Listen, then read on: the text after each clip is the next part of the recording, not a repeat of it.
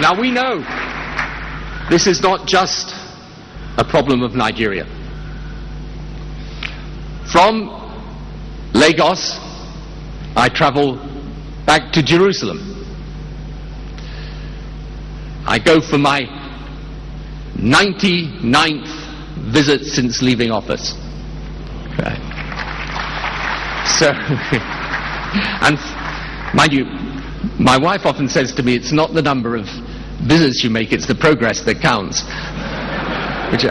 Which I didn't think was very supportive, by the way, but nonetheless, I know what she means. And from my office there in the east part of Jerusalem, I can see from the top floor there where our Lord walked and taught and died and was resurrected. And yet now, in that area of the world, there is so much conflict and dissension, and around religion.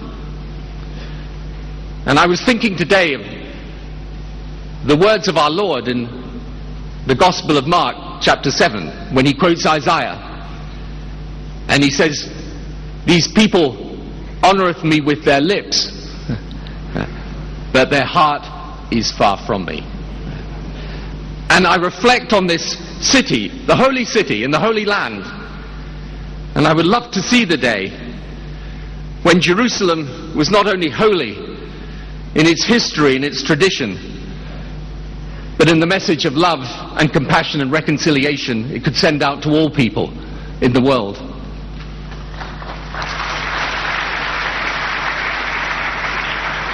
And I hope it can be.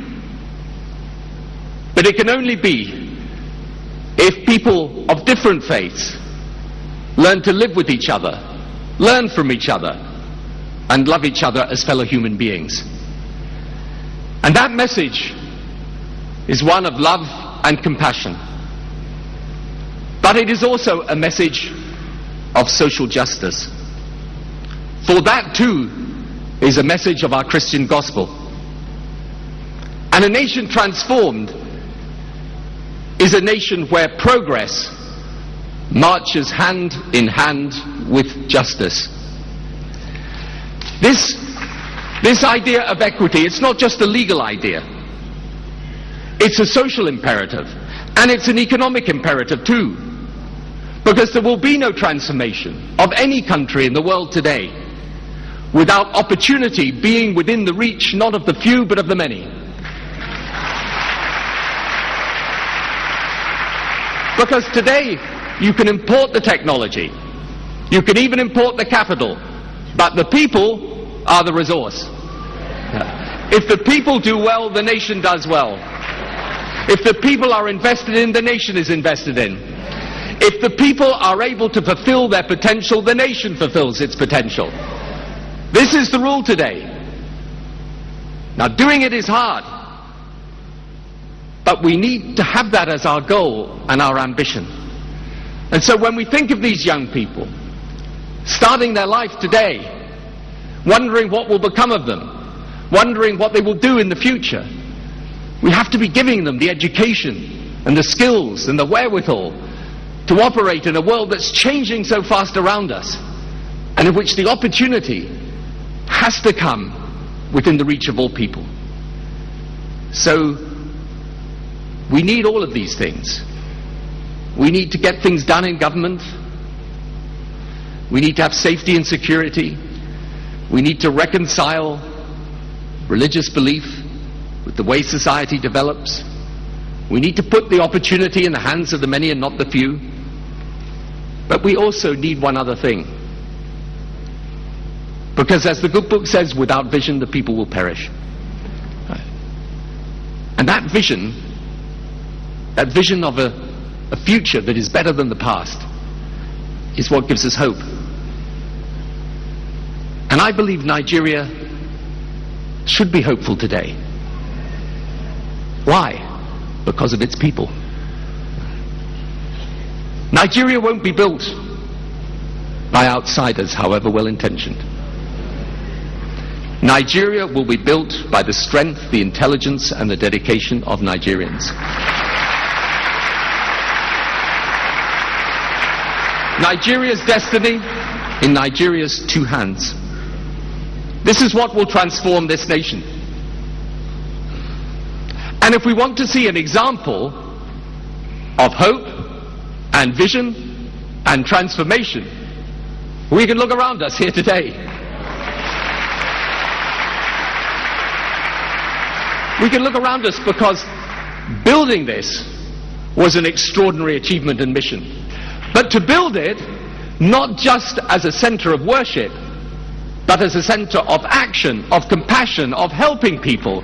What an extraordinary sense of vision and hope that should give us for the future.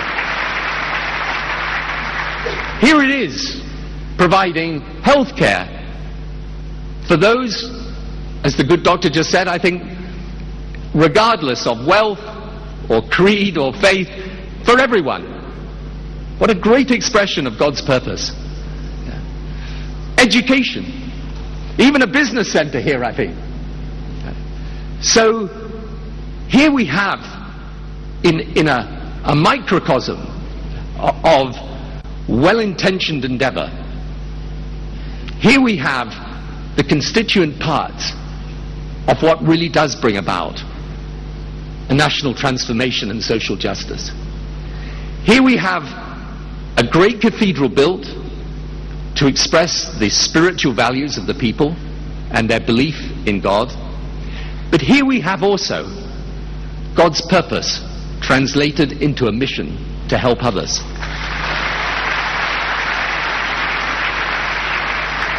And here we have, therefore, an example of what can be done, an example of what leadership and vision and a sense of purpose can deliver for people. Above all, we see here an example of the Nigeria that moves from a nation full of potential to a nation, a world power indeed, where potential is fulfilled at last.